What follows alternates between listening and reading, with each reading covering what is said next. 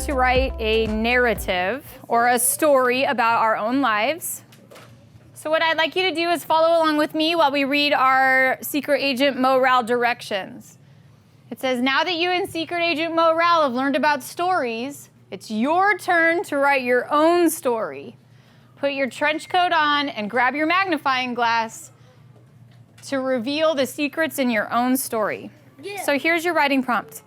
Your writing prompt is, write about a special time you spent with your family or friends.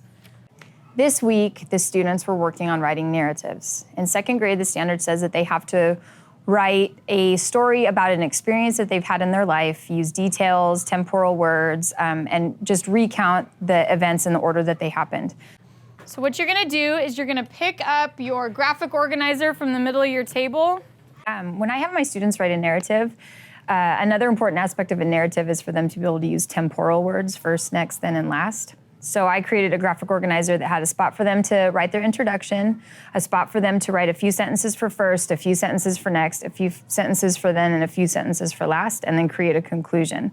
So the students are able to put their thoughts down on a piece of paper that sort of has it in a logical sequence for them to see.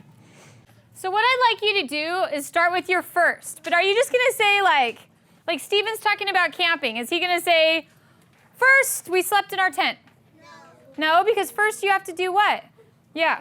First we got in the car and drove to... Yeah. You have to tell me how you got there. You have to tell me how you set the place up. You have to tell me like, we drove to Big Bear and we put our tent together.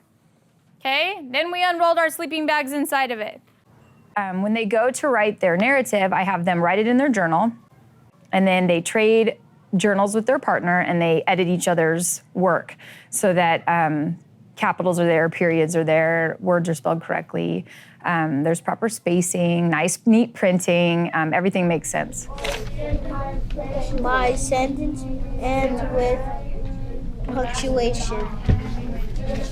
Punctuation, there a wordplay, give there. He said there, give there.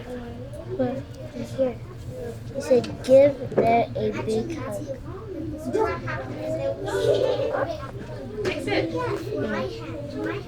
All set? Because you put him. Rock, paper, scissors, first. Cool, you guys are ready? You guys are ready? Okay, we're gonna go through some of this and we're gonna do it together, okay? I'm gonna give you an example and then I'm gonna let you guys do it. Before we start using Adobe Voice or Book Creator, we're going to take pictures of our pictures and download one picture from Google Pics of the special place that we picked. So close your journals, because right now you don't need them open. I planned in my lesson this week for my students to use the iPad apps to do their narrative presentations for 3 reasons. There's 2 speaking and listening standards that is aligned with. The first one is that students need to do recordings of their stories, of their voice, and be able to listen to that. And the second is that they need to be able to present a narrative to the class. There's also a writing standard that says students need to use a variety of digital tools to write with. I chose 2 apps for the students to do their narrative presentations with. The first app is called Book Creator, and that app allows the kids to upload pictures, write their story, and record their voices reading their own story. The second app that we chose is called Adobe Voice, and that app is similar to Book Creator. However, they're able to choose themes and music for their stories. So they do the same thing. They upload their pictures, write their story, speak into it, but then they can choose background music to go with it too.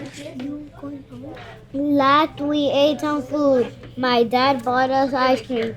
We went to the car and drove home. It took us 3 minutes to get home. That's why it was the best time with my family. Last we ate some food. My dad bought us ice cream. We went to the car and drove home. When they were recording their voices and reading their stories on the iPad app, then they were able to see when they had a word spelled wrong or when they forgot to type a word or where they made their mistakes because they heard themselves read it out loud. When they take the Smarter Balance next year, they'll be familiar with how to find details to support their projects and their ideas and where to type and how to do it correctly. And so I'm excited that when they get to 3rd grade to take that test, that they're gonna have some background knowledge on how to do those things appropriately. All right, here we go. A Special Day by Stephen Ramos. We went camping on my birthday. First, we got all our stuff out the car and made the tent.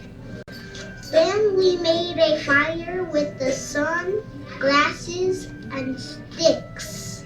Next, we turned off the fire with water and went to bed.